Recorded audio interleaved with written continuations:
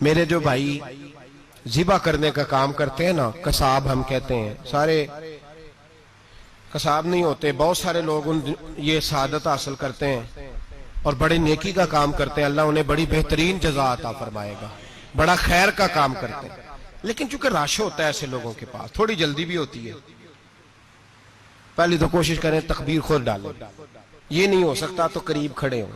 ہمارے ہاں ایک رواج یہ بھی ہے کہ 2 بندے ہاتھ رکھتے ہیں، ذبح وہ کر رہا ہوتا ہے تو جس کی قربانی ہوتی ہے اس کو کہتے ہیں تو بھی ساتھ ہاتھ رکھ، ہوتا ہے نا جی بہت ساری جگہوں۔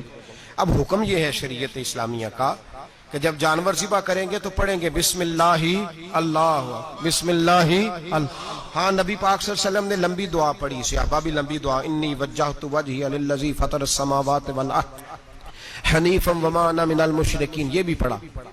اور پھر میرے رسول پاک صلی اللہ علیہ وسلم نے یہ بھی کہا کہ اللہ میری طرف سے قبول فرما، میری امت میری اہل بیت کی طرف سے قبول فرما۔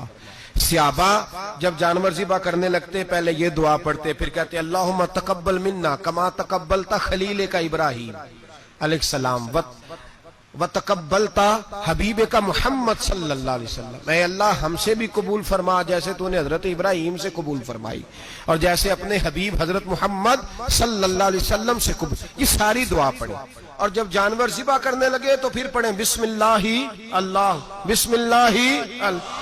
اچھا 2 آدمیوں نے ہاتھ رکھا ہوا ہے، 2 آدمیوں نے، اب اگر ایک نے بھی نہ پڑھی بسم اللہ اللہ اکبر تو جانور حلال نہیں ہوگا، دونوں کو پڑھنا پڑے گا، یہ مسئلہ یاد رکھیں۔ ایک اور بات بھی بتانی ہے آپ کو، وہ بھی آپ نے یاد رکھنی ہے۔ قربانی کے بڑے جانور میں کتنے حصے ہوتے ہیں؟ 7۔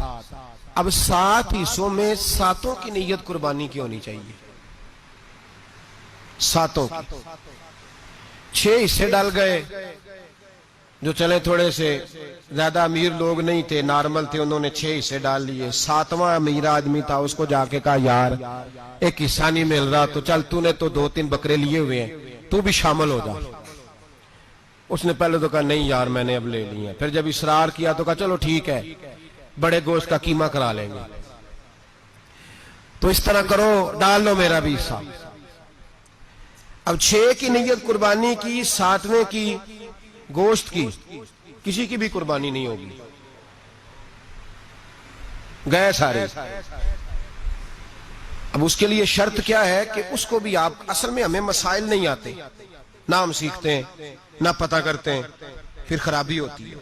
اب اس سے کہیں کہ یار قربانی سے پہلے اپنی نیت کا اعادہ کر، اپنی نیت کا اعادہ کر، بتا کہ تیری نیت کیا ہے، اور اگر غلط ہے تو صحیح کر لے، تاکہ سب کی قربانی تو بتا۔ یہ جو تو رکھ رہا ہے قربانی تو کس کی قربانی کر رہا ہے؟ دادا جی کے نام کی، ابا جی کے نام کی، اپنے پیر کے نام کی، استاد کے نام کی، یا رسول پاک صلی اللہ علیہ وسلم کے نام، نبی پاک کے نام کی؟ اس سے پوچھیں، اور جو وہ نیت بتائے اس نیت کی دعا ہوگی، اس کی طرف سے کہا جائے گا اے اللہ اس کی طرف سے اسے قبول۔ میری بات کی سمجھ آ رہی ہے میرے عزیزوں کو؟ اور اس ارادے کے ساتھ قربانی، اگر ایک کی بھی نیت خراب ہو گئی تو مسئلہ بگڑ گیا۔ اس لیے ان مسائل کو